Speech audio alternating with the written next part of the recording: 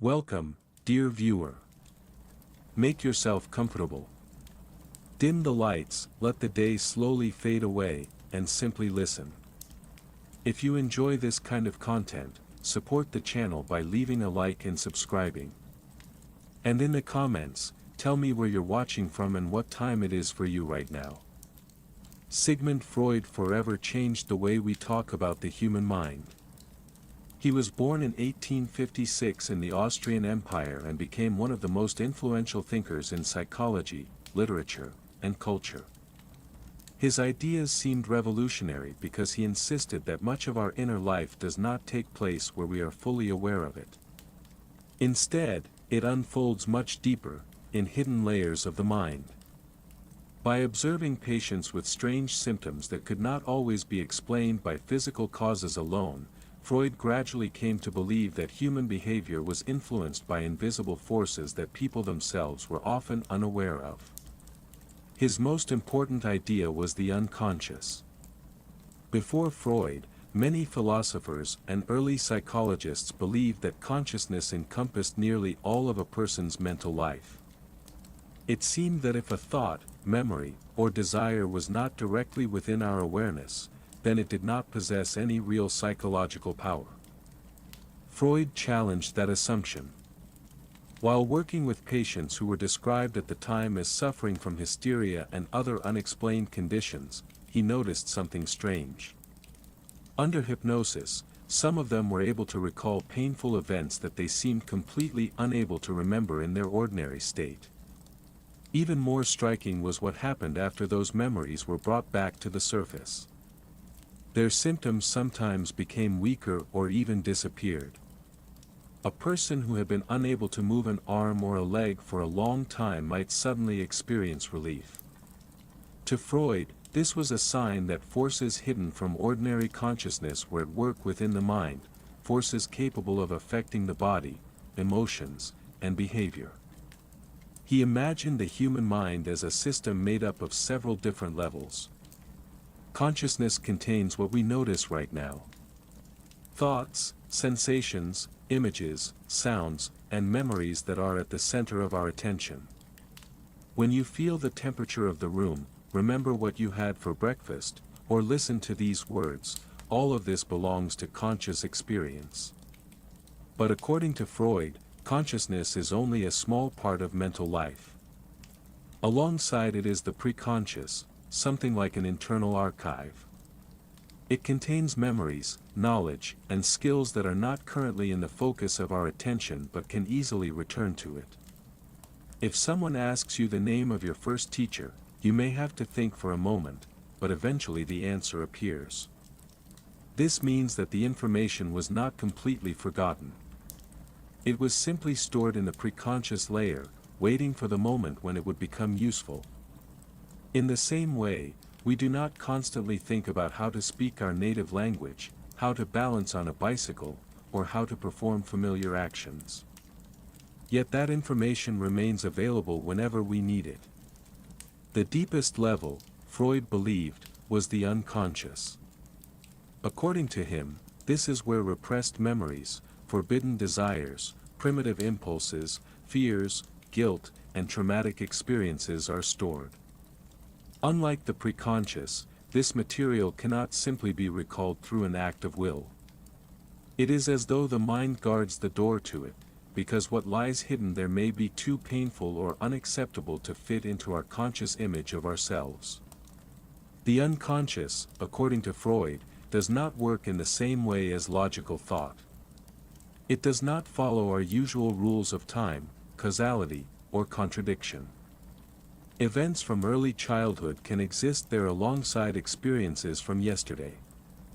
Desires and fears that appear incompatible on the surface can coexist within this hidden space without any obvious conflict. To explain this structure, Freud often used the image of an iceberg. The small portion above the water represents consciousness. What lies just beneath the surface represents the preconscious.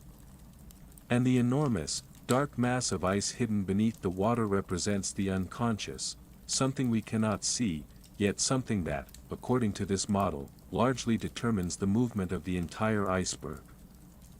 And the same way, a person may believe that they are completely in control of their own decisions. But their anxieties, attractions, sudden reactions, fears, and recurring life patterns may have roots much deeper than they realize. We may feel uneasy for no obvious reason, feel drawn to certain people, avoid particular situations, or react far more painfully to something small than the situation seems to warrant. Freud believed that the explanation for such experiences was often hidden within unconscious conflicts. For example, a child who experienced intense fear or witnessed a horrifying event might eventually stop remembering it directly, while the imprint of that experience would still remain within the psyche. Later in life, that person might feel unexplained anxiety near a road, become afraid of cars, or avoid certain places without understanding where those feelings came from. According to Freud, the unconscious contains not only traumatic memories, but also desires that a person does not allow themselves to acknowledge. From childhood, society teaches us that certain thoughts, impulses, and desires are unacceptable. In order to avoid shame, guilt, or fear, the mind may push them deeper into the unconscious. Freud spoke especially often about sexual and aggressive impulses that conflict with morality, upbringing, or a person's image of themselves.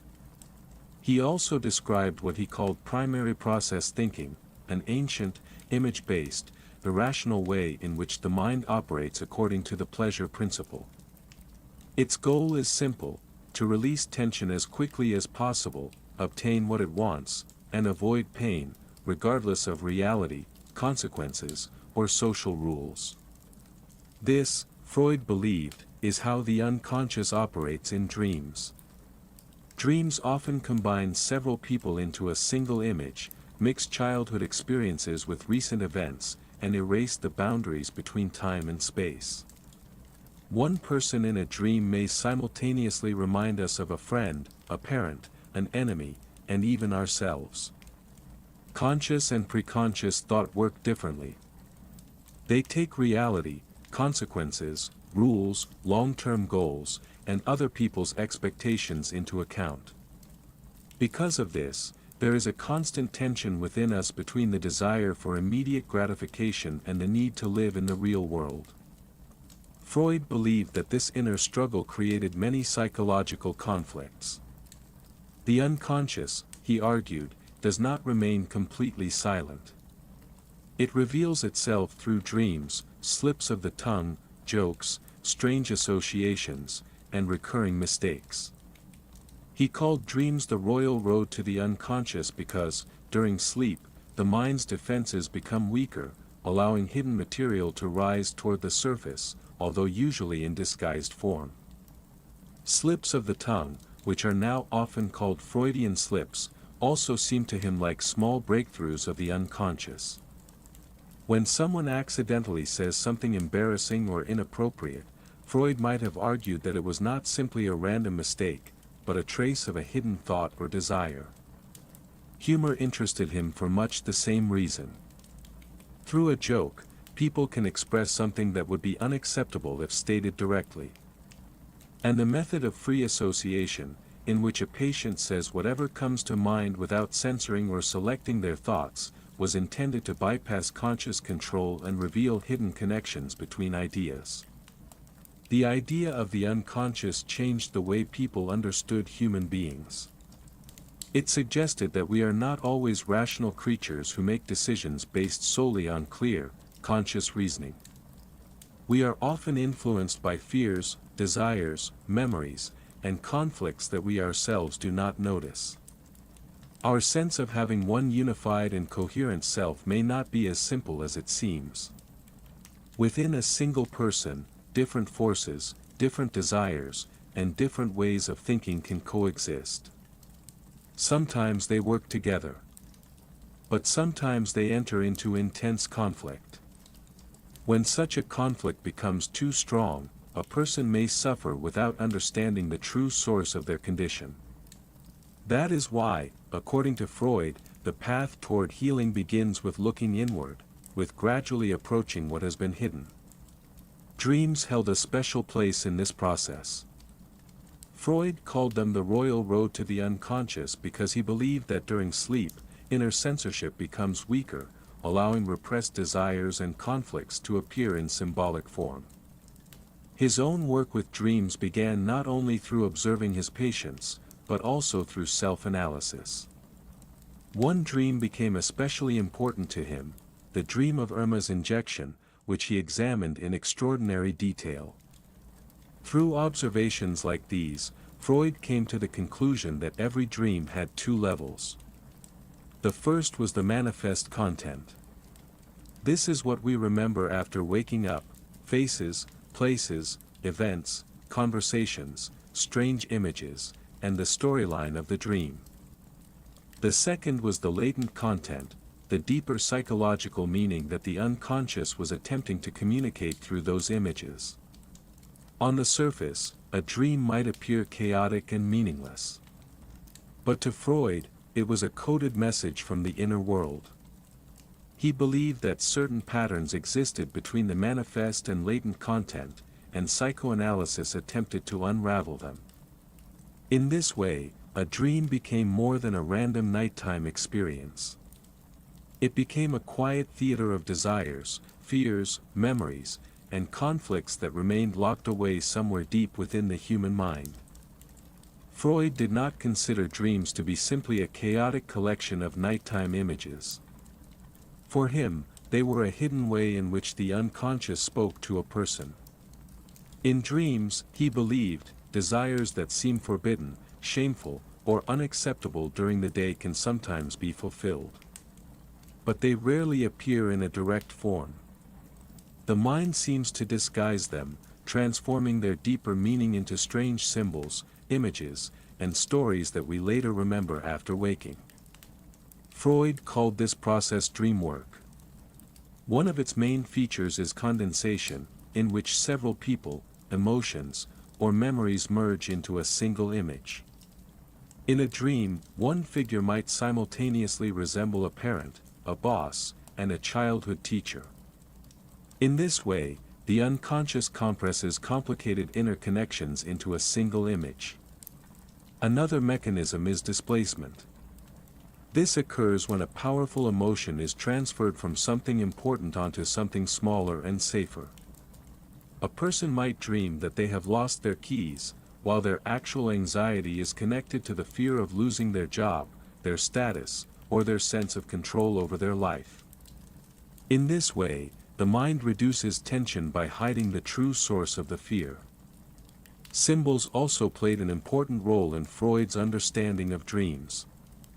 The unconscious, he believed, often does not speak directly. Instead, it expresses desires, fears, and conflicts through objects, places, pursuits, falling, flying, water, rooms, or enclosed spaces. However, Freud warned against interpreting symbols too mechanically. The same symbol can mean something completely different to different people. What matters is not only a general interpretation, but also the person's own associations.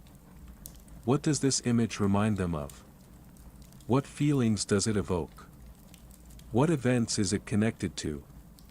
When we wake up and try to tell someone about a dream, our conscious mind often makes it more logical than it actually was. It adds order, causes, and connections that may not have existed within the dream itself. Because of this, part of the original meaning of the dream can become distorted.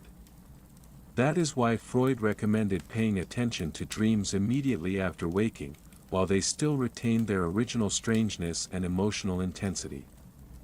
He distinguished between different types of dreams. Some, in his view, directly fulfilled wishes. A hungry person might dream about food, while someone who feels powerless might dream about victory or recognition.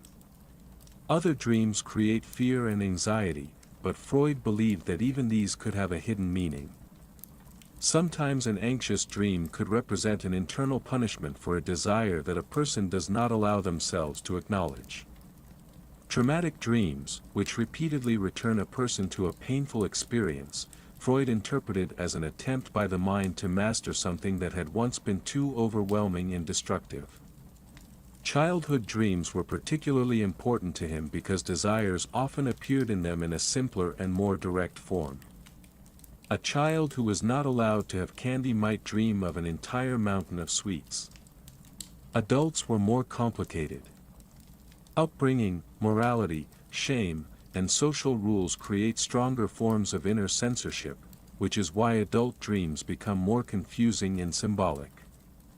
In psychoanalysis, Freud used the method of free association. A person would recall individual images from a dream and then say whatever came to mind, without trying to sound logical or give the correct answer. These associations, rather than ready-made dictionaries of symbols, were supposed to reveal the true hidden meaning. If some small detail of a dream triggered a powerful emotional reaction, or if a person suddenly found themselves unable to talk about it, this could point toward an important inner conflict. Recurring dreams, according to Freud, were often connected to unresolved experiences from the past. The people who appear in them may represent not only themselves, but also important figures from childhood, fears, desires, or different parts of the personality. Places in dreams may symbolize a state of mind, a life situation, or a person's hidden attitude toward themselves. In this way, a dream becomes more than a nighttime story. It becomes a map of the inner world. Dream theory allowed Freud to demonstrate that the mind continues to work even when consciousness is at rest. In dreams, the mind does not think in strict logical chains, but through images, suggestions, metaphors, and emotional connections. Through dreams, a person may come closer to fears and desires that remain hidden during the day. That is why Freud saw dream interpretation as a path toward self-knowledge, psychological healing, and a deeper understanding of oneself. The goal of development, according to Freud, was not to destroy any of these parts. Without the ID, there would be no energy. Without the superego, there would be no moral direction. Without the ego, there would be no ability to live in the real world. Psychological health emerges when these forces do not fight each other to the point of exhaustion, but gradually learn to coexist. This model gave Freud a way to explain why a person is not always a unified, calm, and rational being. Inside us, negotiations are constantly taking place between desire, fear, conscience, and reality. And understanding ourselves means learning to hear all of these voices without allowing any one of them to completely take control. Freud believed that a person's personality does not suddenly form in adulthood. It develops gradually, beginning in early childhood. He described several stages of development, during which a child learns, in different ways, how to experience pleasure, deal with tension, interact with parents, accept rules, and develop a sense of self. For his time, this idea sounded shocking because Freud spoke about childhood drives at a time when society preferred to see childhood as completely innocent and simple. It is important to understand that Freud used the word sexuality more broadly than we often understand it today. He was not referring only to adult sexual attraction. He was also talking about bodily pleasure, closeness, dependence, control, shame, curiosity, and the way a child discovers themselves and the world around them. The first stage Freud described was the oral stage, which lasts from birth to approximately 18 months. During this period, the mouth is the main source of comfort and interaction with the world. An infant sucks, bites, explores objects, receives food, and experiences warmth through interaction with an adult. But for Freud, feeding was not simply a physical necessity. It was the first experience of trust. Does the world respond to my needs? Do people hear me? Can I feel safe? If care was stable enough, the child developed a basic sense of calm and security. But if the care was harsh, cold, or inconsistent, Freud believed this could later appear as anxious dependence, fear of abandonment, or a constant search for support from others. Freud believed that fixation at this stage could appear in adulthood as an excessive need for approval, fear of being alone, a tendency to cope with tension through eating, nail-biting, excessive talking, or seeking comfort through food, drinks, and other oral substitutes. Next came the anal stage, approximately from 18 months to 3 years of age. During this period, the child learns to control their body and, at the same time, encounters the demands of adults in a much more serious way. For Freud, toilet training symbolized a much larger conflict. The child wants to act according to their own rhythm, while parents and society demand rules, order, and control. It was here, he believed, that a person's attitude toward discipline, authority, cleanliness, boundaries, and independence began to develop. If adults were excessively strict, the child might grow into someone overly controlled, perfectionistic, anxious, and afraid of making mistakes. If there were almost no rules, the opposite pattern could emerge: chaos, disorganization, carelessness, and difficulty with responsibility and boundaries. In both cases, the problem revolves around the same fundamental question: who is in control? Me? Other people? Or my own impulses? Next, Freud described the phallic stage, which occurs approximately between the ages of 3 and 6. During this period, children begin to notice the differences between boys and girls more clearly, become curious about their bodies, and take an increasing interest in family roles and the relationships between their parents. It was this stage that Freud associated with his famous and controversial ideas about the Oedipus complex and the Electra complex. The point was not literal adult desire, but rather a child's emotional drama. A child becomes strongly attached to one parent and may become jealous, competing for their attention. At the same time, the child loves the other parent and fears losing their affection. Gradually, according to Freud, the child resolves this conflict by identifying with the parent, adopting some of their rules, values, and patterns of behavior.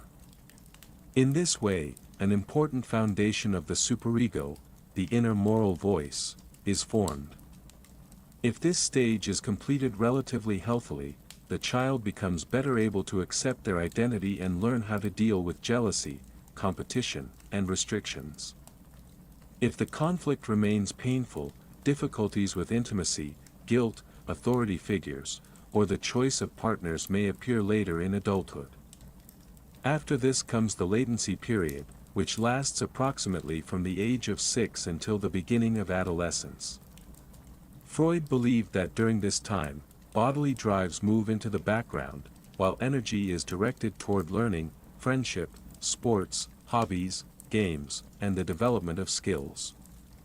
It is a calmer stage in which the child learns to become part of a group, build relationships with peers, compete, cooperate, and develop confidence in their abilities. According to Freud, unconscious impulses do not disappear completely, but are redirected into socially acceptable forms: creativity, learning, collecting, achievement, or play, for example. This is also when the ego becomes stronger. The child develops a better understanding of how the world works, practices self-control, and gradually learns to live not only according to immediate desires, but also according to longer-term goals. The final stage Freud called the genital stage, and it begins during adolescence. During this period, drives return with new strength, but development is now supposed to lead a person away from childish, self-centered gratification and toward the ability to build mature relationships.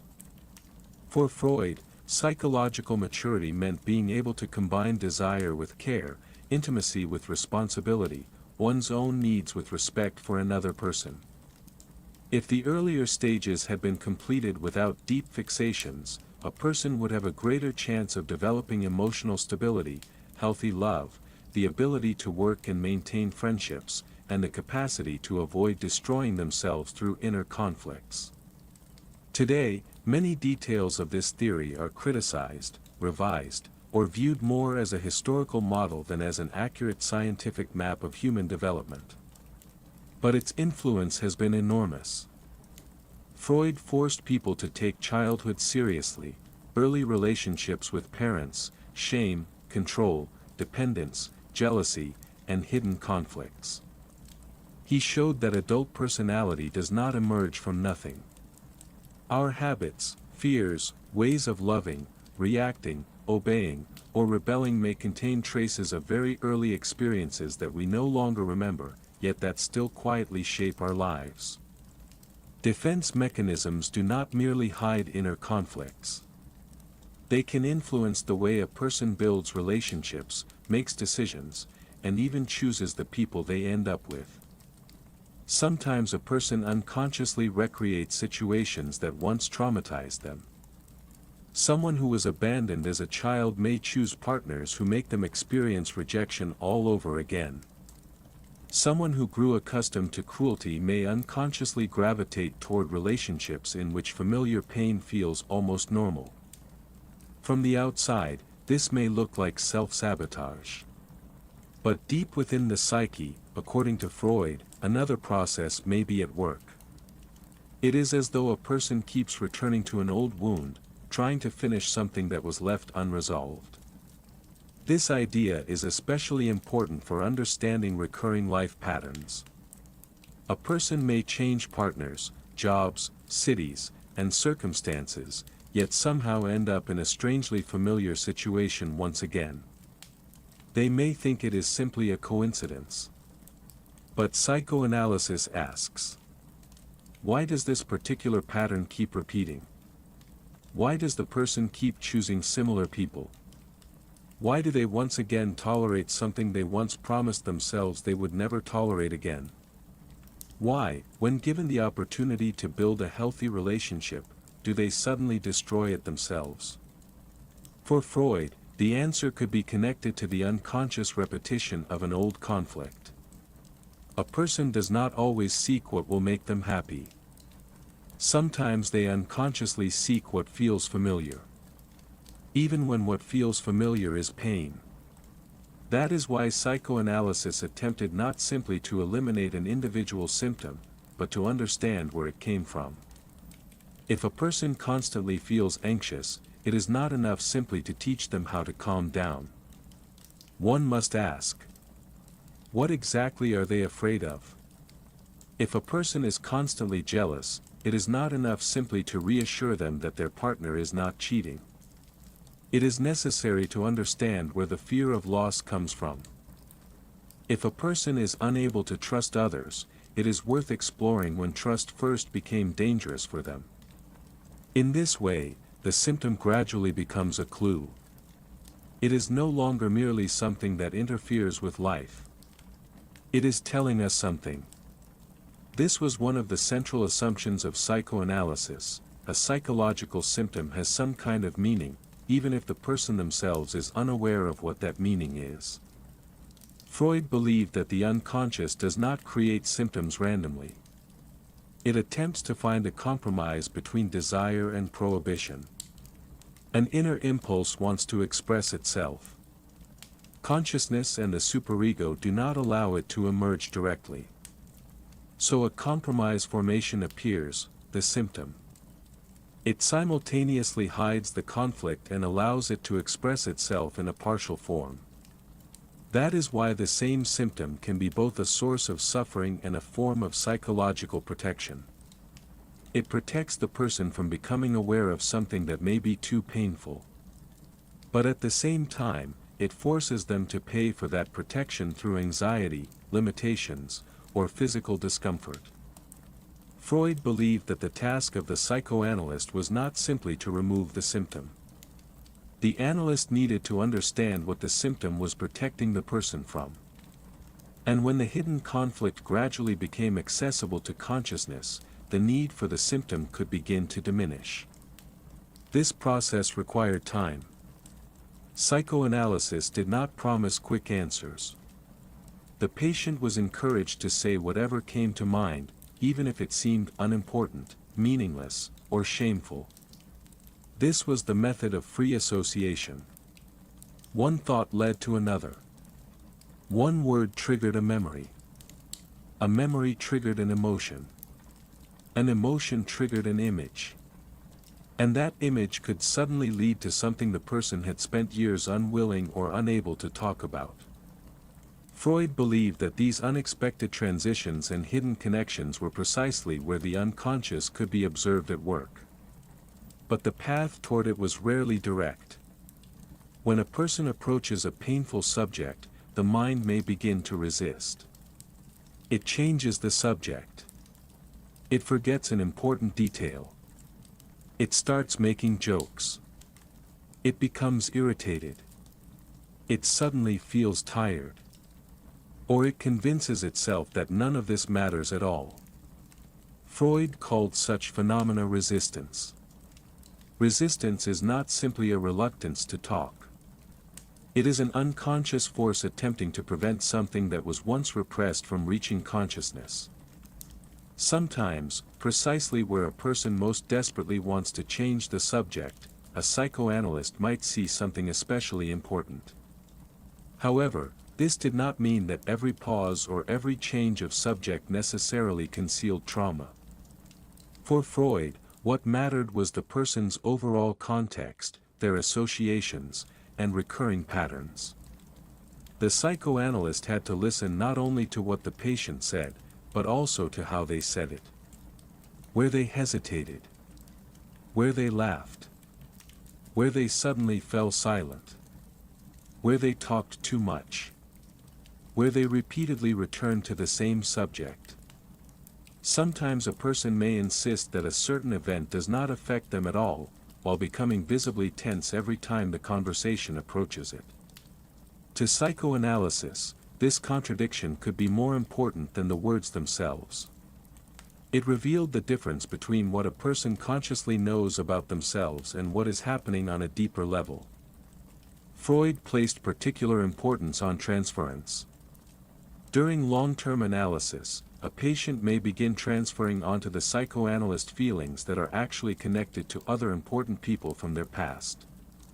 The patient may see the analyst as a strict father, or a cold mother, or someone who once rejected them, or, on the contrary, as someone who might finally give them the love and approval they had always lacked. For Freud, this was not simply an error in perception. Transference created an opportunity to observe an old psychological pattern through a living relationship. Something that had once happened in the past began repeating itself in the present. And precisely because it was happening again, it could be examined. Is it really a coincidence? Freud suggested that a person may unconsciously repeat a familiar pattern, even when it causes them pain. Not because they want to suffer, but because the psyche strives to return to an unresolved conflict. As though it is trying to go through the old situation one more time, but this time achieve a different outcome. This idea led Freud to the concept of repetition compulsion. A person does not simply remember the past.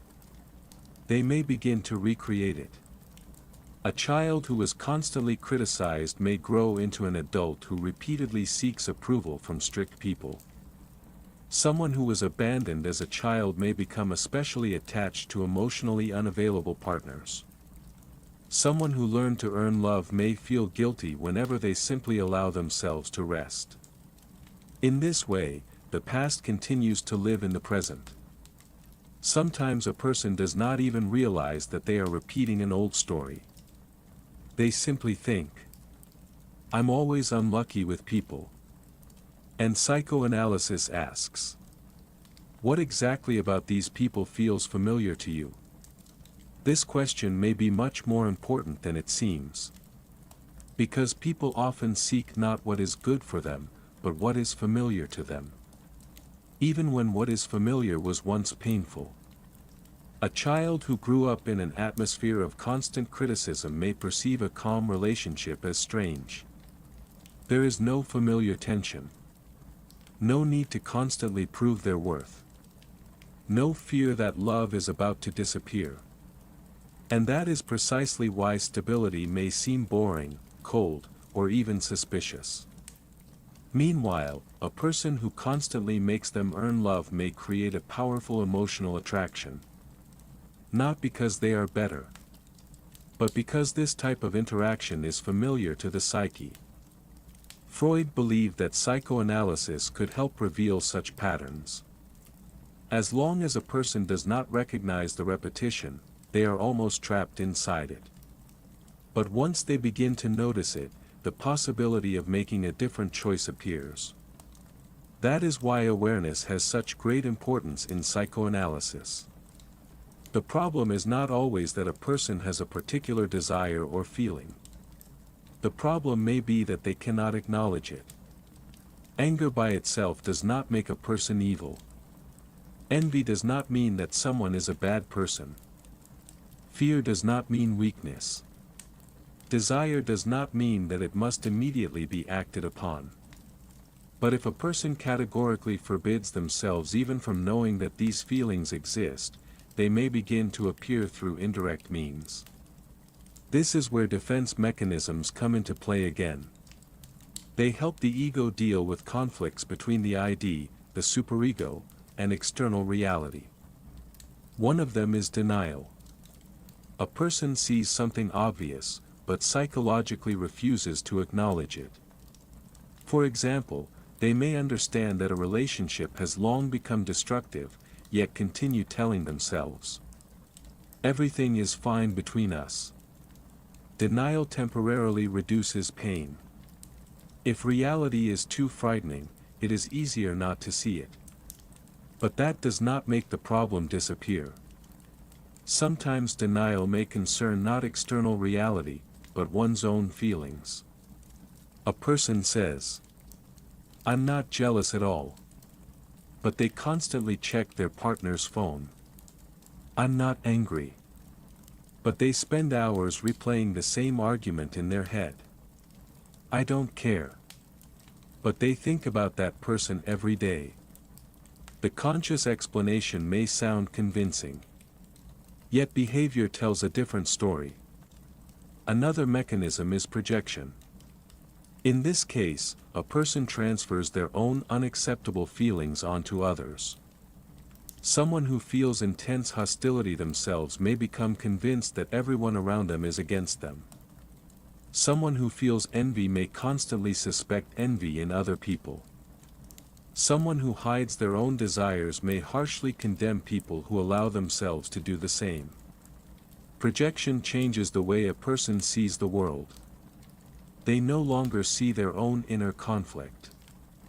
They see it in other people. And then they fight not against themselves, but against the world around them. Another mechanism is displacement. A strong emotion is transferred from a dangerous object to a safer one. For example, a person cannot express their anger toward their boss. They endure it. They remain silent. They smile. And then they come home and start an argument with someone close to them over something insignificant. The real source of the anger remained at work. But the emotion found another way out. Displacement can be especially painful for those who happen to be around a person who does not know how to recognize their own anger. People who have nothing to do with the original source of the conflict become its targets. Freud also described regression. Under intense stress, an adult may temporarily return to earlier patterns of behavior. They may become helpless. Demand constant care. Become irritable or childish. Avoid responsibility. Want someone else to solve the problem for them. This can be a way for the psyche to reduce its burden. When the adult world becomes too complicated, a person may seem to return to a state in which other people were responsible for them. Sometimes this can provide short-term relief. But if such behavior becomes the primary way of coping with stress, it may interfere with adult life. There is also an opposite mechanism, reaction formation. A person displays behavior that is opposite to what they are actually experiencing. They may be extremely polite toward someone they are angry with, excessively caring toward someone for whom they have conflicting feelings, overly strict toward other people's desires because those desires remind them of their own forbidden impulses. It is as though the inner no becomes so strong that the person begins to demonstrate the opposite yes. Another important mechanism is rationalization. This means creating a logical explanation for behavior that may actually have a completely different emotional cause. A person might say, "I quit because this job was beneath my abilities," although in reality, they simply could not handle the criticism. Or, "I don't want this relationship because I need my freedom," although the real reason may be a fear of intimacy. Rationalization is especially deceptive because it sounds convincing. The person is not necessarily lying intentionally. They may genuinely believe their own explanation. That is why it can sometimes be so difficult to see the true reason behind our own behavior. We can create a beautiful story about ourselves without noticing that it is protecting us from a less pleasant truth. However, Freud did not consider all defense mechanisms harmful. Some of them can help a person adapt to reality. Sublimation holds a special place here. Sublimation means redirecting inner energy into socially acceptable or creative activity. An aggressive impulse may be transformed into sports. A powerful desire for recognition may become professional achievement. Emotional tension may become music, painting, or writing. An inner need to prove oneself may become learning, research, or work. The person does not simply suppress the energy. They transform it. That is why Freud connected sublimation with the development of culture. Art, science, creativity, and social activity can become ways through which primary drives take on a different form. Civilization, in this sense, does not arise because people stop having desires. Quite the opposite. They learn to direct those desires in ways that do not destroy either themselves or others. But even the most mature defense does not mean that inner conflict disappears completely. A person remains a being in whom desires, fears, moral prohibitions, and the need to adapt to reality all exist at the same time. That is why Freud did not propose turning people into completely rational beings. He was interested in a different question. Can we become a little more aware of what is happening inside us? Can we notice our own anger before it turns into cruelty? Notice fear before it becomes a phobia? Notice our need for love before it turns into dependence? Notice guilt before it becomes constant self-punishment? For psychoanalysis, this is one of the main steps toward inner freedom. Not getting rid of all our desires. Not destroying the ID. Not forcing the superego to remain silent. But teaching the ego to tolerate the tension between the different parts of the psyche. Freud believed that a person becomes freer not when there is no conflict left inside them, but when they begin to understand where that conflict comes from. What once operated in the darkness gradually becomes visible. And when we can see our own inner mechanisms, they no longer have quite the same power over us. This is what Freud saw as one of the main goals of psychoanalysis. To make the unconscious more accessible to consciousness. Not to erase the past. Not to forget the pain. But to understand it well enough that the past can no longer quietly control the present. One of the most important ways Freud developed his ideas was through working with individual cases. For him, psychoanalysis did not emerge as a finished theory that he simply imposed on his patients. On the contrary, By observing people, their symptoms, fears, memories, and conflicting feelings, Freud gradually developed his understanding of the human psyche. One of the most famous cases became the story of a patient whom Freud and Joseph Breuer called Anna O. Her real name was Bertha Pappenheim. She suffered from numerous symptoms that had no obvious organic explanation. Among them were paralysis, speech disturbances, problems with vision, and other unusual conditions. What became especially important to Breuer was the observation that when Anna recalled certain events and the emotions connected with them, and was able to express those feelings freely, some of her symptoms temporarily weakened or disappeared. Anna herself called this process a kind of talking cure.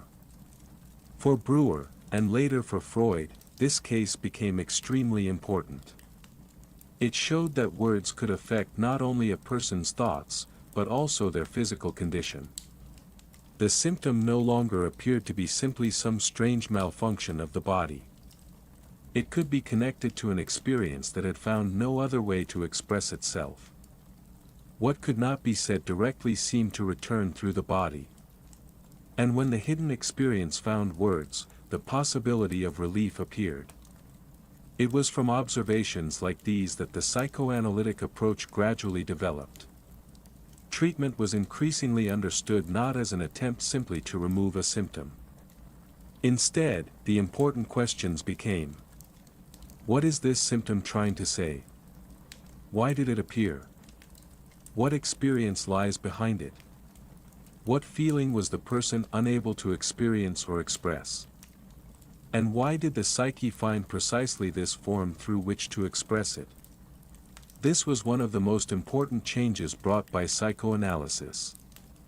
The symptom ceased to be simply an enemy that had to be destroyed. It could be a message.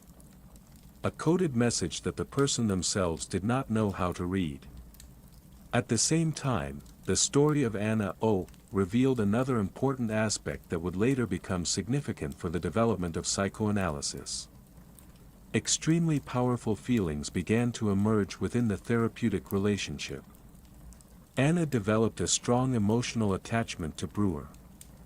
Later, Freud saw similar phenomena as an expression of what he called transference. Feelings that actually have their roots in a person's previous experiences can be transferred onto someone who is present with them in the present. In this way, the therapeutic relationship can become a place where old psychological patterns come alive again. The past seems to enter the present. But now it can be seen. This would eventually become one of the central concepts of psychoanalysis. The story of Anna O. was only the beginning. Another famous case was little Hans, a 5-year-old boy who developed an intense fear of horses. His phobia was so severe that the boy could barely leave the house. The analysis was conducted primarily by his father, who maintained contact with Freud. Freud attempted to understand what lay behind the boy's fear. He was interested not only in the horse itself. He wanted to understand why this particular image had become the source of such intense fear. In Freud's interpretation, the phobia was connected to childhood family conflicts, fear of punishment, and conflicting feelings toward the father. The horse could symbolically represent a powerful figure whom the boy simultaneously loved, feared, and perceived as a rival for his mother's attention. In this way, the fear was transferred from the inner conflict onto an external object.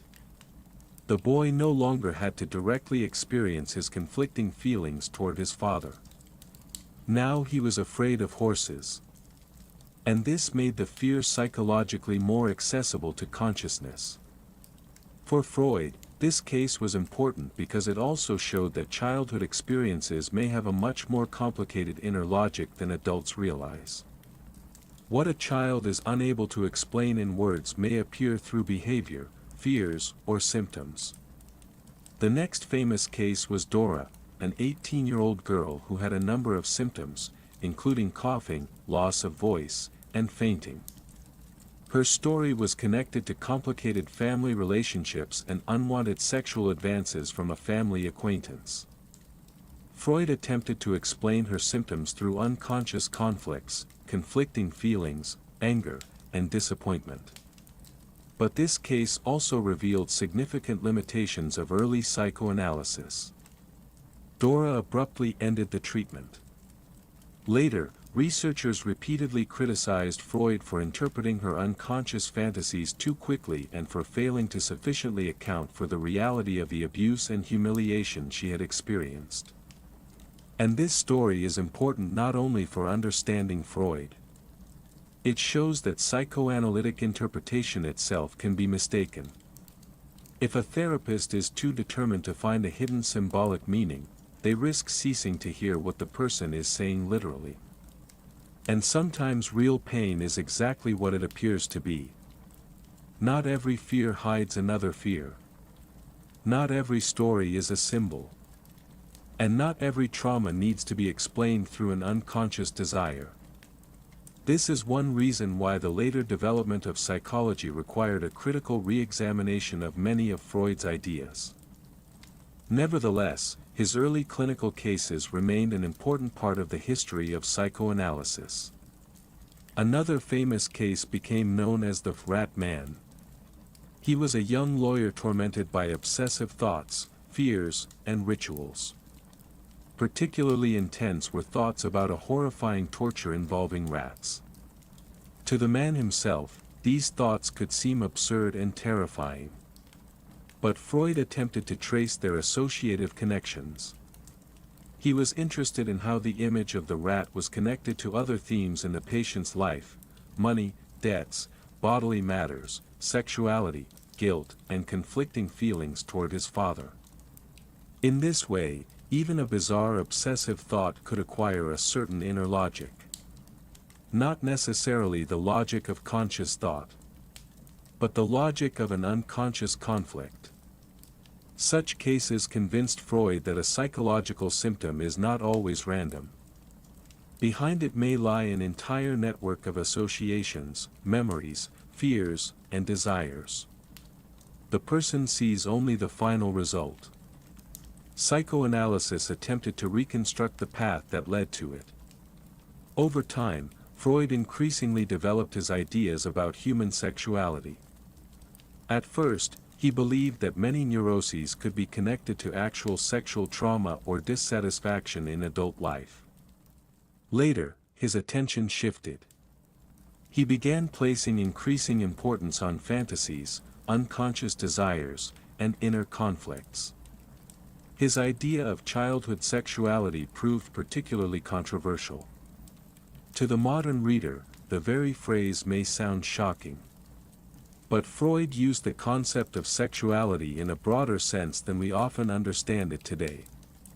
He was not referring to a child's adult sexuality.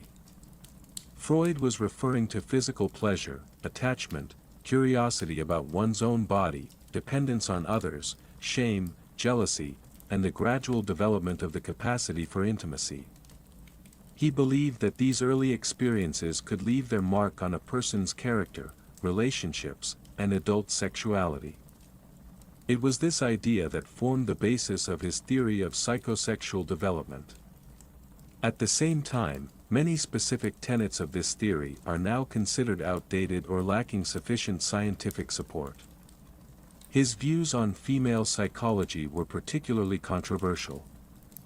Freud attempted to explain female development through the same psychological conflicts he observed in men, but in doing so, he used concepts that modern psychology largely rejects. His ideas about penis envy and female masochism later became the subject of sharp criticism. Feminist scholars have pointed out that such concepts may not reflect universal characteristics of the human psyche, but rather the social notions and gender constraints of the era in which Freud lived. Nevertheless, the broader issue he raised remains important. Human sexuality is not reducible to biological desire alone. It is influenced by intimacy, shame, prohibitions, upbringing, culture, experiences in early relationships, and how a person has learned to perceive their own body. That is precisely why, for Freud, sexuality was part of a much broader psychological process. He also reflected on the duality of human nature. Freud suggested that traits traditionally labeled by culture as masculine or feminine can coexist within every person. In this sense, psychological life does not necessarily fit into a simple framework.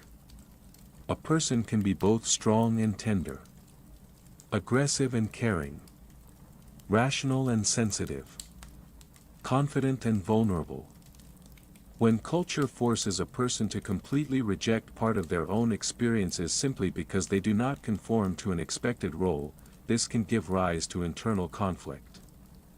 Thus, even in Freud's controversial ideas, we can see a broader question. To what extent is our self-image shaped not only by our own desires but also by how society thinks we should be? This question goes far beyond sexuality.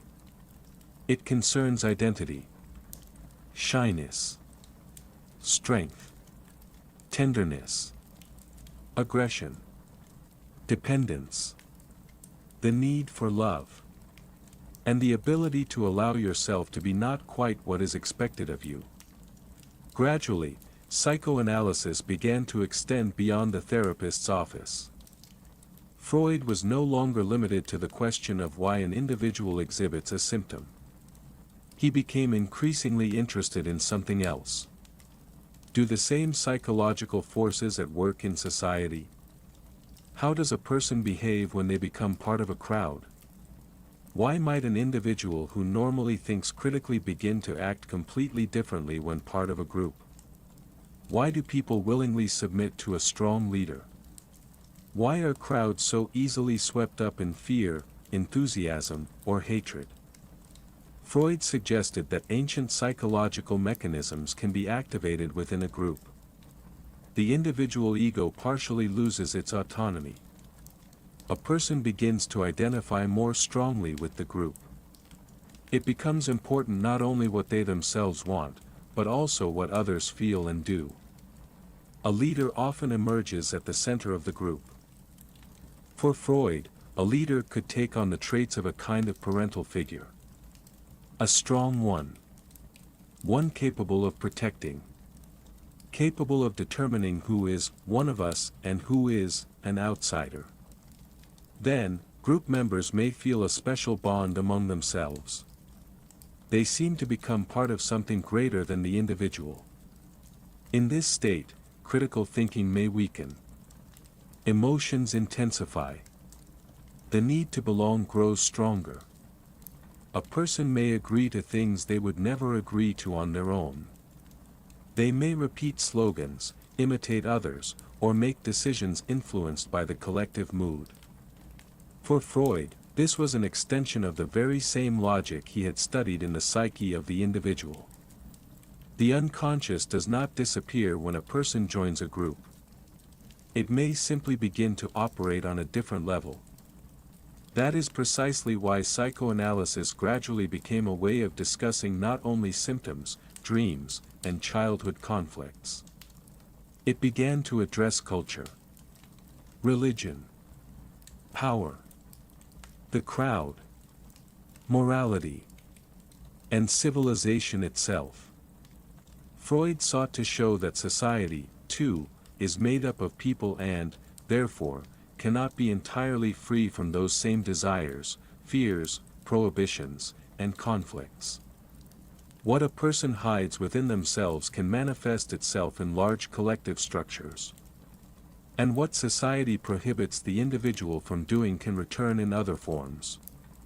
It was precisely this idea that later became the foundation for a broader psychoanalytic view of culture. Freud became increasingly interested in how people learn to live together, why they accept restrictions, and why civilization simultaneously protects the individual and creates new sources of inner tension for them. After all, a civilized society requires people to give up some of their immediate desires. You can't have everything you want. You cannot always say what you think. You cannot act solely on the commands of the ID. You have to wait. Control yourself. Be considerate of others. Accept the rules. And it is precisely this constant need to restrain one's own impulses, according to Freud, that comes at a psychological cost. A person gains security, order, and the opportunity to live alongside others. But at the same time, some of their desires remain unfulfilled. This conflict gives rise to tension once again. Thus, psychoanalysis gradually evolved from a theory of a single symptom into a broader attempt to answer the question: what happens to a person when their natural desires clash with the rules of the world in which they live? And this question leads us to the next important part of Freud's legacy, his view of culture, society, and civilization. Language, law, morality, science, religion, and art, according to Freud, arise not because humans have become entirely good and rational, but because they have learned to channel their chaotic desires into collective forms. A child goes through something similar in its own development. It gradually learns not to grab everything at once, not to hit when angry, not to demand boundless love, but to transform its impulses into words, play, learning, work, friendship, and creativity. If this process is successful, a person becomes capable of living among others without losing their sense of self. If, however, cultural demands are too strict, they can give rise to guilt, anxiety, neurosis, and alienation from one's own body and desires. Religion and morality, according to Freud, also facilitate sublimation. They provide a person with meaning, rules, and a vision of a higher purpose for which one can restrain one's drives. Aggression can be transformed into service. Sexual energy, into spiritual aspiration. Selfishness, into concern for the community. But if morality or religion becomes too rigid, they may not heal but rather cripple. When natural human desires are declared nothing but sinful, a person may develop chronic guilt, fear of their own body, sexual anxiety, or a compulsive need to be flawless. At that point, a person is no longer simply following the rules. They begin to constantly monitor themselves. Am I thinking correctly? Am I behaving correctly? Am I good enough? Have I done something wrong? Thus, a moral rule gradually transforms into an inner voice. And this is where the superego comes back into play. It develops gradually as a child internalizes the prohibitions, rules, and values of the adults who are important to them. At first, the child doesn't need to decide for themselves what is right and what is wrong. They simply hear. You can't. Don't do that. That's right. That's wrong. You'll be praised for that. You'll be punished for that. Over time, the external voice of the parents becomes an internal one. A child no longer needs someone standing by to control them. They begin to control themselves. This is how the moral structure of the psyche gradually takes shape. And there is immense benefit in this. Without it, a person could not function normally among others. Superego.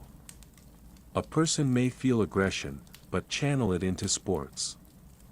They may have a strong need for recognition, but transform it into a drive for professional achievement. They may experience intense emotions and express them through music, painting, or literature. In such cases, the impulse does not disappear. It changes direction. Freud believed that culture is, to a large extent, the result of such transformations. A person does not simply renounce their natural desires. They learn to use their energy to create something new. That is precisely why civilization can be both an achievement and a source of suffering. It protects people from the violence of others. It provides laws. It creates medicine, science, art, education, technology. But for all of this to exist, each individual must be able to restrain some of their own impulses. We cannot have everything immediately. We cannot fulfill every desire. We cannot respond with aggression to every insult. We cannot take what we want simply because we want it. Civilization requires the deferral of gratification. And this deferral comes at a psychological cost. Freud called it cultural dissatisfaction. People gain security but lose some of their immediate freedom. They gain order but must give up some of their impulsiveness. They gain the opportunity to live alongside others but are forced to constantly take their needs into account. And therein lies the paradox. We create civilization in order to protect ourselves from our own aggression. But civilization itself requires that we constantly restrain this aggression. We create morals to control behavior. And then we begin to control ourselves even when there is no longer an external threat. We create rules for living together. And then these rules become part of our inner world. That is why Freud did not view civilization as a simple story of human progress. He saw it as a constant compromise. Between desire and prohibition. Between freedom and security. Between personal happiness and the necessity of living together with others. And this conflict, in his view, cannot be definitively resolved. One can only learn to live with it. It is precisely here that his theory of culture becomes an extension of his theory of personality. Just as the ego strives to find a balance between the ID, the superego, and reality, society constantly strives to find a balance between the freedom of the individual and the necessity of communal life. Too much freedom can turn into chaos. Too many restrictions lead to repression. And in both cases, the individual pays a certain psychological price. Freud was particularly interested in what happens when this balance is disrupted. What happens to a person who is constantly forced to deny their own desires? What happens to a society in which aggression finds no constructive outlet? And can culture channel a person's destructive energy in such a way that it does not destroy the person themselves?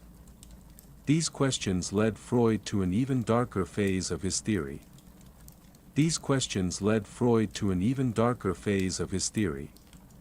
He began to reflect more and more on the idea that the human psyche contains not only a drive toward life, love, pleasure, and creation. There may also be another force at work within it. A force that strives for destruction. It was from this idea that one of the most controversial concepts of Freud's later work gradually emerged, the death drive. And that is exactly what we will turn to next. A culture that prioritizes duty, self-sacrifice, and control above all else can gradually shape people who are disconnected from their own desires, feelings, and joy. Even economic conditions can affect this inner balance. It is harder for a person living in constant deprivation and uncertainty to delay gratification. Their experience seems to say, "Take it now, because there may be nothing tomorrow." Therefore, the tension between the pleasure principle and the reality principle is not merely a personal problem. It permeates entire cultures, families, economies, and the history of civilization. Later, Freud developed an even bolder and darker idea about the two fundamental forces at work in the human psyche. The first of these is the life instinct, or eros. Eros encompasses everything directed toward sustaining and perpetuating life, development, love, intimacy, creativity, procreation, and the formation of bonds. This is not merely sexuality in the narrow sense. It is a much broader energy that drives people to seek food, safety, knowledge, relationships, meaning, and a future. On a biological level, eros sustains life. On a psychological level, it manifests as curiosity, a desire to learn, grow, love, and create. On a social level, it helps people build families, communities, cities, culture, and civilization.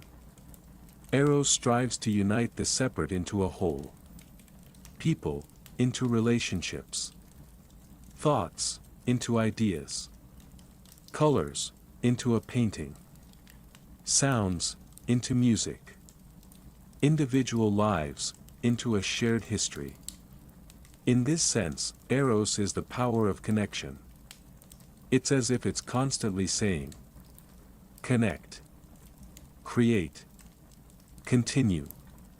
But if there is a force that strives to unite, Freud suggested that there must also be another, directed in the opposite direction. This is how he arrived at the concept of the death drive. This is one of the most controversial ideas of Freud's later work. At first glance, it may seem almost paradoxical. Why would a living being have a death drive?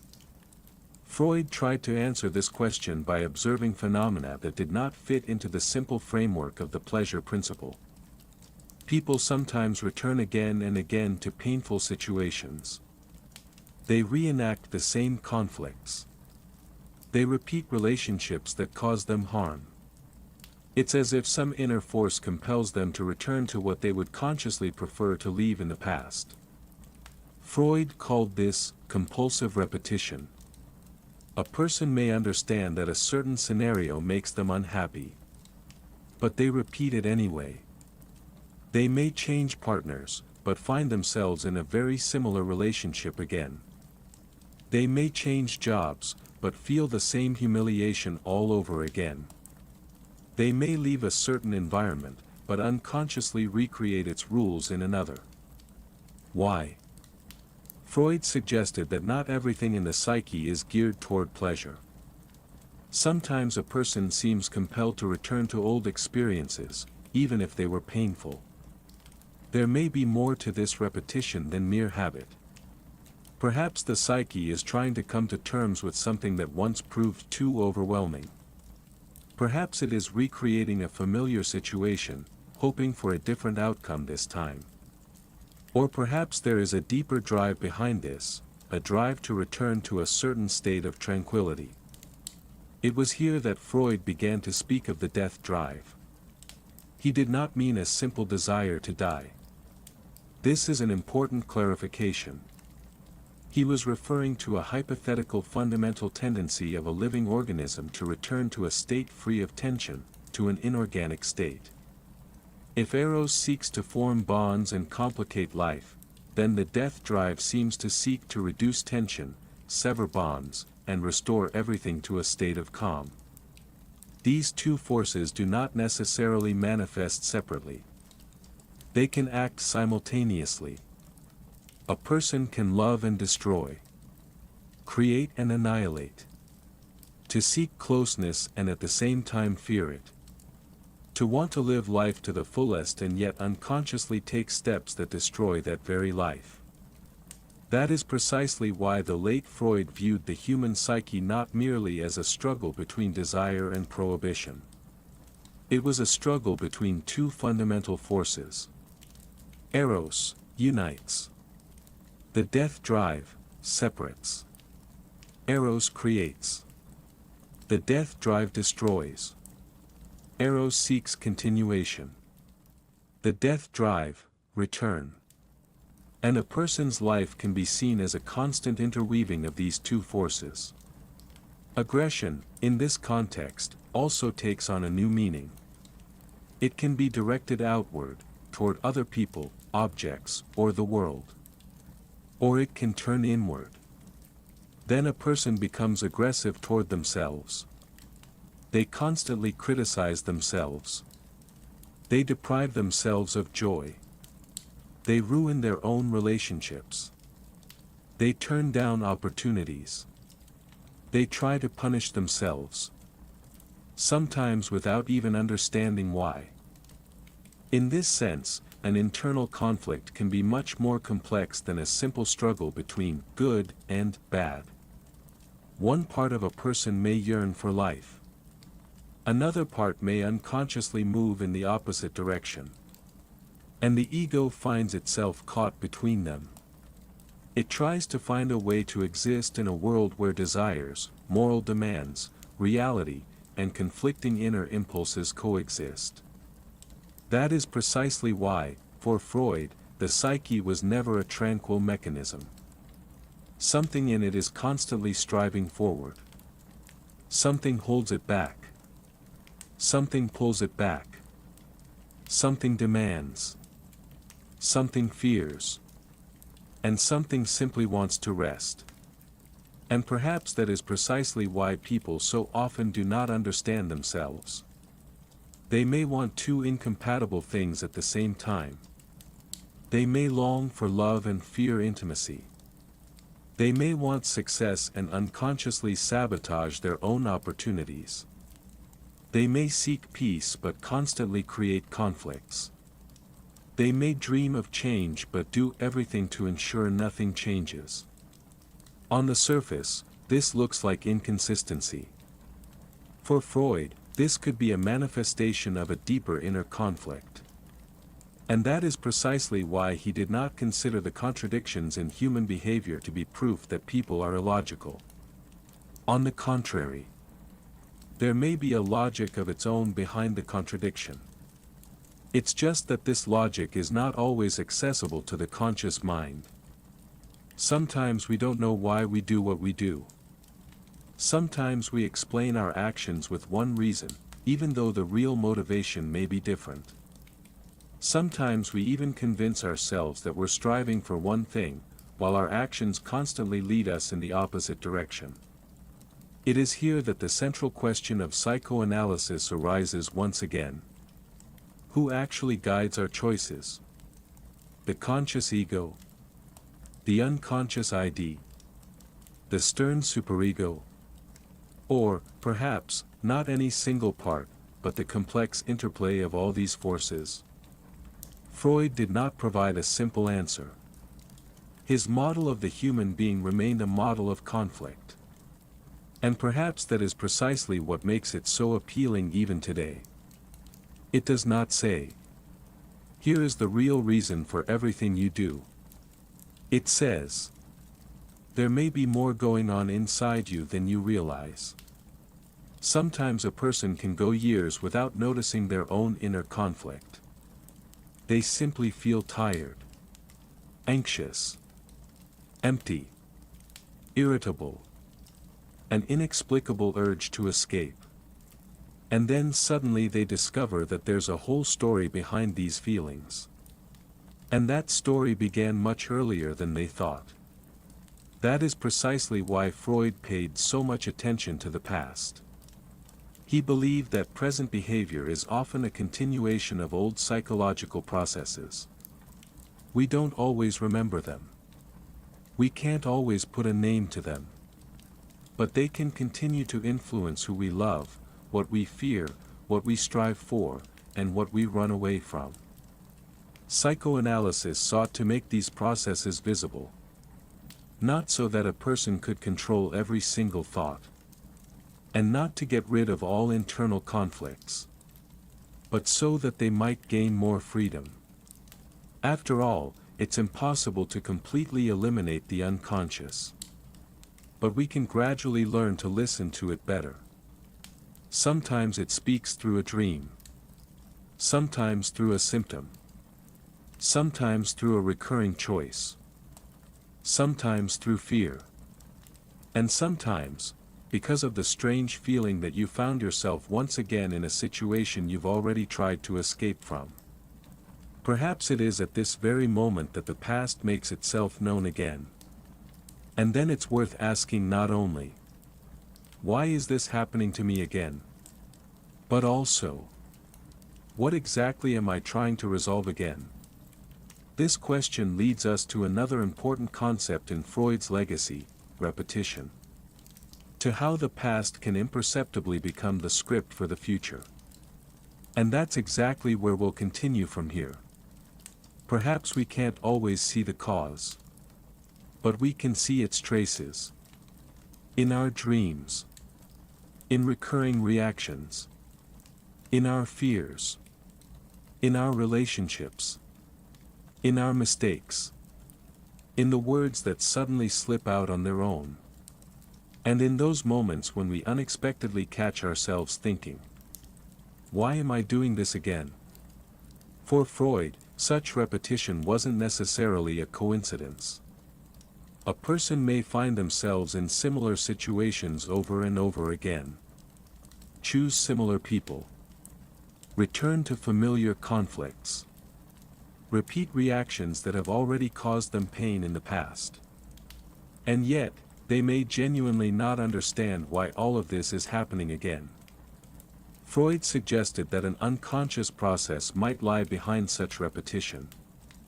The past doesn't just remain in memory. Sometimes it continues to live on in behavior. A person may change partners, jobs, or surroundings, but still find themselves in a very similar psychological situation. It's as if an old script has simply been given new characters. In this sense, repetition may be a way for the psyche to return, time and again, to what once remained unfinished. Perhaps she is trying to make sense of something that was once too complicated. Perhaps she is trying to gain control over something that was once uncontrollable. Or perhaps she is simply repeating what is familiar, because the familiar, even if it is painful, can seem safer than the unknown. This is where one of the most intriguing questions of Freud's legacy arises. Are we truly free from our own past? Doesn't it continue to live on in our choices, fears, relationships, and habits?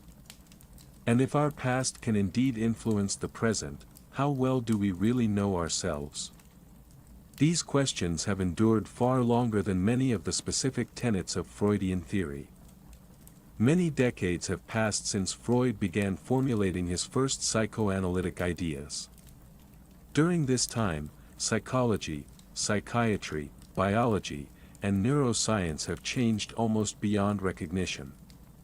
So it's natural to ask, what remains of Freud today? The answer is not simple. Some of his ideas have been largely rejected. Others have been revised. And some have proven surprisingly enduring. Neuroscience has offered a mixed assessment of Freud's legacy. On the one hand, modern research shows that much of our mental activity does indeed take place beyond our conscious control. We make decisions. We react. We remember. We avoid. We assess the world around us. And we are far from always able to immediately explain to ourselves why we reacted this way and not another. This does not mean that modern science has proven Freud's entire theory. But the very idea that a person is not fully aware of the reasons behind their own behavior no longer seems as unusual as it did 100 years ago. Research on trauma and memory has also shown that a traumatic experience can affect a person even when they do not have a clear, conscious account of it. Such experiences can leave traces in emotional reactions, behavior, and a sense of security. Attachment theory and research on early development have also highlighted the immense importance of early relationships for self-esteem, emotional regulation, and the ability to form close bonds. On the other hand, modern science has not confirmed many specific Freudian propositions. For example, the universality of the Oedipus complex or the accuracy of his stages of psychosexual development. The human psyche has proven to be far more complex than any single model. And it's important to acknowledge this. Freud was not a prophet who discovered the ultimate truth about human nature. He was a thinker who proposed a certain model. And a model can be tested, criticized, modified, and even rejected if it does not correspond to new data. But even where Freud was wrong, he often raised questions that science would return to later. How much of us is unconscious? How do early experiences continue to shape us as adults? Why do we repeat old, painful patterns? And why don't we always know the real reasons behind our own reactions? These questions have outlived his specific theories. And perhaps they are one of the most important parts of his legacy. Contemporary psychotherapy has also inherited many of Freud's ideas, even when it no longer calls itself psychoanalysis. The importance of the therapeutic relationship. Focus on childhood. Defense mechanisms. Hidden motives. Repetitive relationship patterns. All of these are present in various contemporary approaches. Cognitive behavioral therapy works with automatic thoughts and psychological schemas, although it does so in a more structured way. Humanistic therapy emphasizes acceptance, empathy, and a safe space. Family therapy looks not only at an individual's internal conflict but also at the system of relationships in which they live. Even short-term therapeutic methods sometimes use concepts such as resistance, transference, or early attachment patterns, but in a more modern and practical form.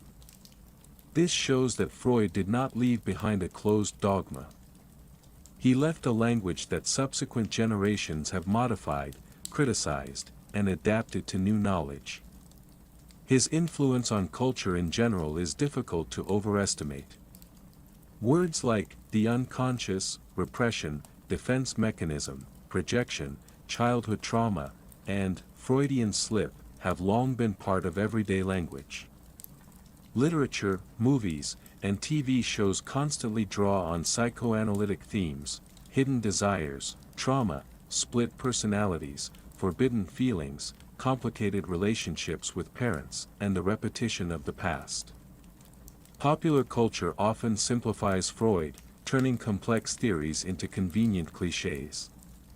But the very fact that these ideas have taken such deep root demonstrates their power. They touched on something very profound about how people want to understand themselves. And perhaps that is precisely why Freud still elicits such diverse reactions. Some consider him a genius. Others see him as an overrated thinker. Some view him as the founder of modern psychotherapy. Some see him as the author of theories that have largely lost their scientific value. And in a certain sense, all these assessments can coexist. Freud may have been wrong in his explanation of a specific mechanism. But at the same time, he may have posed a question that turned out to be far more important than his own answer. This is one of the reasons why his legacy has not disappeared along with those theories that modern psychology no longer accepts. He changed the very way in which Western culture talks about a person's inner life. Before him, other thinkers had, of course, discussed desires, dreams, sexuality, guilt, aggression, and childhood experiences. But Freud brought these themes together into a single, comprehensive system. He proposed viewing a person as a being within whom a constant struggle is taking place. Between desire and prohibition. Between the past and the present. Between who we are and who we want to appear to be. Between what we know about ourselves and what we don't know about ourselves. And perhaps it is precisely this contradiction that is the most vibrant part of his legacy. After all, even if we reject specific Freudian explanations, the question remains.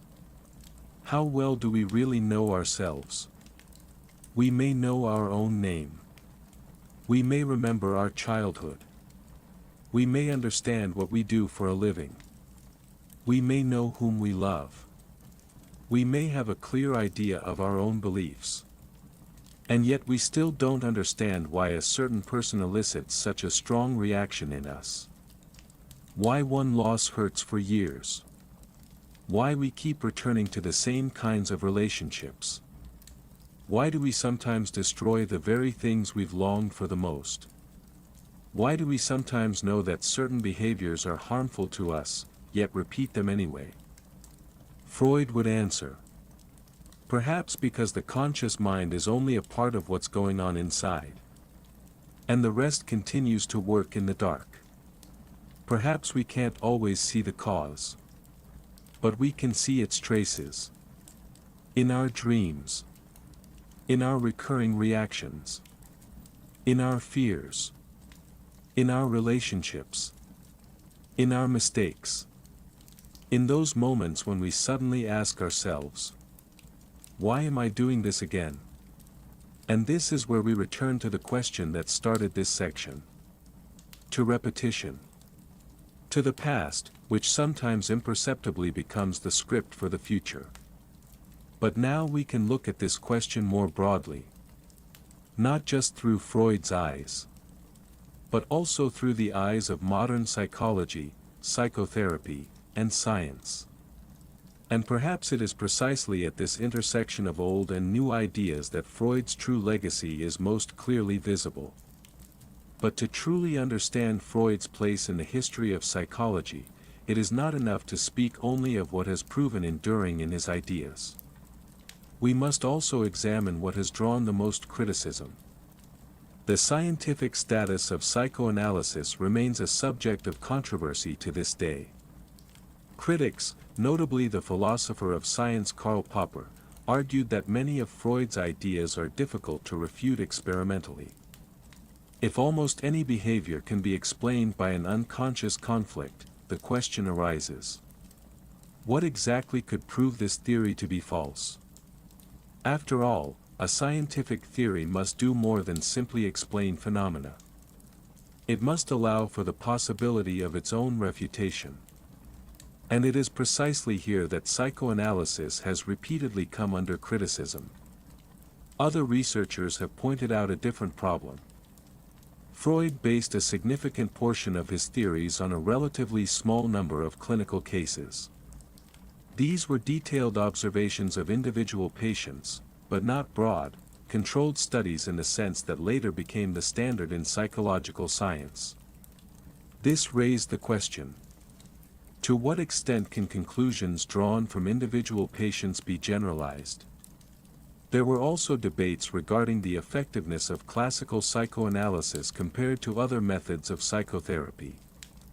Is a long-term exploration of the unconscious truly necessary for psychological change? Can similar results be achieved much more quickly? Does a deep dive into the past always help a person live better in the present? These questions do not have a single, simple answer. Proponents of the psychoanalytic approach argued that the human psyche is too complex to be fully captured by simple experiments. They emphasized that in-depth clinical observations can also yield important insights. After all, a person is not a laboratory subject. Their life consists of a unique history. Relationships. Losses. Desires. Fears. Memories. Sometimes, what is important for understanding a specific person cannot be fully captured in a statistical table. Contemporary research on attachment, memory, trauma, and neuroscience partially confirms some psychoanalytic intuitions. But at the same time, it forces us to re-evaluate many old assertions. This is perhaps one of the most interesting aspects of the fate of Freud's ideas. They are not simply either proven or disproven. Some of them turned out to be too general. Some are not sufficiently substantiated. Some are useful as metaphors or ways of framing a question. And some of his intuitions have already been explained within the framework of modern science. That is why it is difficult today to speak of Freud solely in terms of right or wrong. The history of his ideas is much more complex. Feminist scholars have been particularly critical of Freud. And here, the criticism went beyond his scientific method. It touched on the very substance of his ideas about female psychology. Freudian concepts of female sexuality, in particular, the idea of penis envy, and his theories on female masochism, are often viewed today as reflections of the patriarchal culture of the early 20th century, rather than as universal truths about women. Critics have pointed out that Freud sometimes attributed women's difficulties to anatomy and alleged developmental deficiencies. At the same time, far less attention was paid to the social conditions in which women of his time lived. Their access to education, economic dependence, limited career opportunities, inequality in marriage, social expectations, cultural pressures. All of these factors could influence a person's psychological state no less than their internal conflicts. And this raises an important question. Is it really true that what appears to be a psychological problem of an individual always originates solely within their psyche? Or should the source of suffering sometimes also be sought in society? This criticism forced the psychoanalytic tradition to re-examine its own assumptions. And this is where something interesting happened. Some feminist psychoanalysts did not reject Freud entirely. They attempted to reinterpret him. They maintained a focus on the unconscious, on early relationships, on desire, on shame, on how childhood experiences continue to influence adults. But at the same time, they rejected the notion of female psychology as something that can be explained through a simple model of female inferiority. Thus, the psychoanalytic tradition gradually became more flexible. It began to take gender more seriously. Power, culture, social status, and the real-life experiences of specific individuals. This is an important lesson not only for psychoanalysis. Any theory is created by people living in a specific historical era. And so, even scientific thinking can bear the imprint of its time. What seems like an obvious truth to one generation may be viewed quite differently by the next. Freud himself tried to explain human behavior through hidden forces. But his own theories were not entirely detached from the culture in which he lived. And that makes his legacy even more interesting. After all, we can now apply to Freud himself the very principle he applied to his patients. To try to see what the author of the theory himself may not have realized.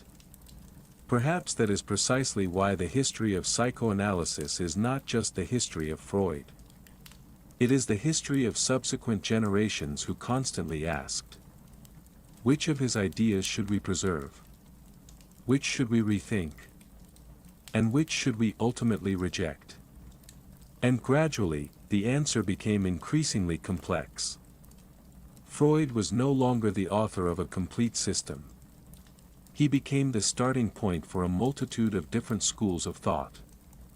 Some continued to develop psychoanalysis. Others created new psychological theories. Still others criticized the very foundations of his approach. But almost all of them, in one way or another, were forced to address the questions that Freud had made central. What happens in the unconscious? How does the past influence the present? Why do people repeat what causes them pain? How do desires conflict with moral norms? And to what extent is a person transparent to themselves? That is precisely why Freud's legacy turned out to be much broader than psychoanalysis itself. It became part of the history of psychology, philosophy, literature, art, sociology, anthropology, cinema, and even everyday language. But now there remains one final question. If we acknowledge that many of Freud's specific theories have been revised or rejected, why should we turn to him at all today? Perhaps the answer lies not in reviving old psychoanalysis, but in understanding exactly what he changed in the way we think about human beings. The future of Freud's legacy likely does not lie in a return to old-school psychoanalysis in its original form. It may lie elsewhere. In the combination of different levels of knowledge. Biology and neuroscience help us understand how the brain works. Social psychology shows how groups, culture, and power influence people. Trauma research helps us understand how experiences can leave their mark on the nervous system. The psychoanalytic tradition, however, reminds us of something else. Symptoms are driven by more than just a mechanism. Behavior may stem from a personal history. Fear may stem from experience. Desire may stem from a need. Behind protection lies vulnerability. Behind a recurring pattern lies something a person has not yet been able to understand or come to terms with. No single approach can, on its own, explain the full complexity of a human being. But together, they can provide a deeper understanding. Perhaps this is what the future of the science of the human being will look like. Not the search for a single theory that explains everything, but the gradual integration of different ways of viewing the same complex being. The brain, the body, memory, culture, relationships, experience, consciousness, and what lies beyond its boundaries. Freud remains important not because all his conclusions were correct. They weren't. Many of his specific theories seem outdated today. Some have been revised. Some have been modified. And some have been rejected. But his core intuition has proven to be far more enduring. A person is not completely transparent to themselves. We may think we know the reasons behind our actions. We may come up with elegant explanations for our own decisions. We may convince ourselves that we're acting rationally. But behind these explanations, there's sometimes something we haven't yet noticed. Perhaps that's why self-knowledge is a never-ending journey. Every time we think we've finally understood ourselves, life presents a new situation. A new relationship. A new fear. A new choice. And suddenly we see something in ourselves that we hadn't noticed before. Perhaps this is one of the most important things Freud left us. Not a complete map of the human psyche, but the realization that the map will never be complete. That within each of us there are layers of experience that aren't always accessible to our conscious mind.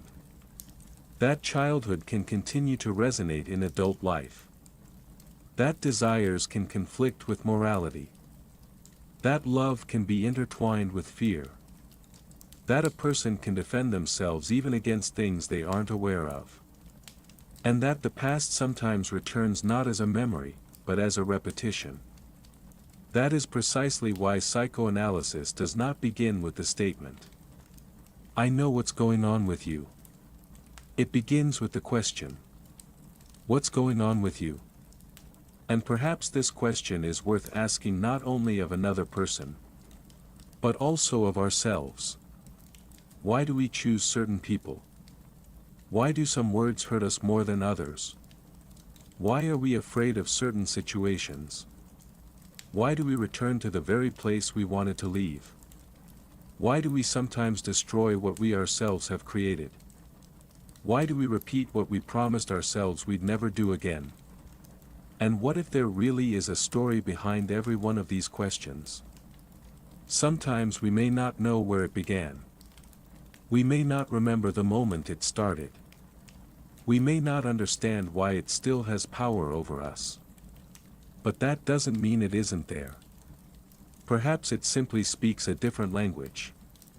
Through a dream. Through fear. Through a slip of the tongue. Through a strange choice. Through relationships that always end the same way. Through behavior we can't explain ourselves. And then the task isn't to find something bad within ourselves. It's to learn to listen. Not to judge every contradiction. Not to try to get rid of every fear immediately.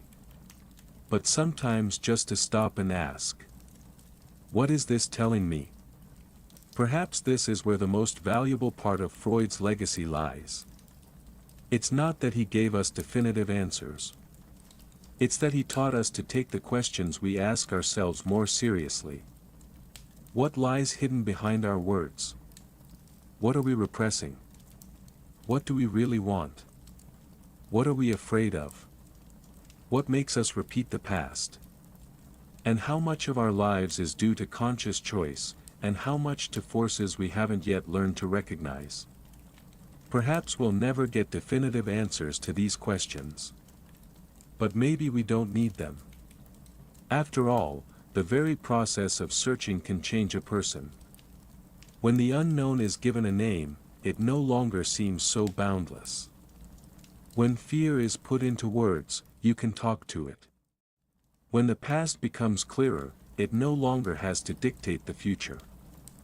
And when a person begins to see their own recurring patterns, they gain the opportunity, at least sometimes, to choose differently. Perhaps this is what freedom really is. Not in getting rid of everything unconscious. Not in becoming completely rational. Not in never making a mistake again. But in gradually getting to know oneself as much as is humanly possible. Freud left behind a controversial legacy. A vast one. An imperfect one. In some ways, a flawed one. In other ways, an extraordinarily insightful one. But it still compels us to look within.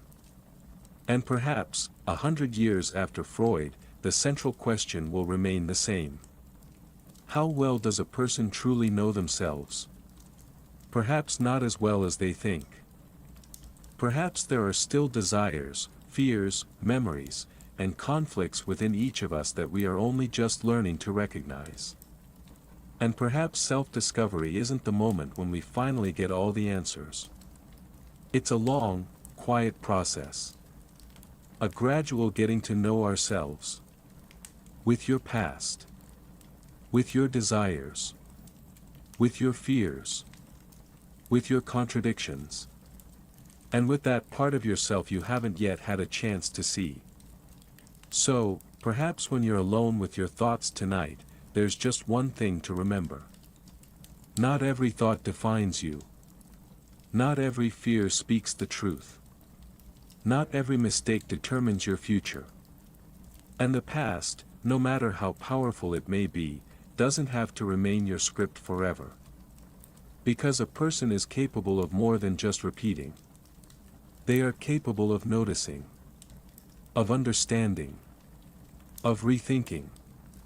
And ultimately, of choosing. Perhaps this is where true self-knowledge begins.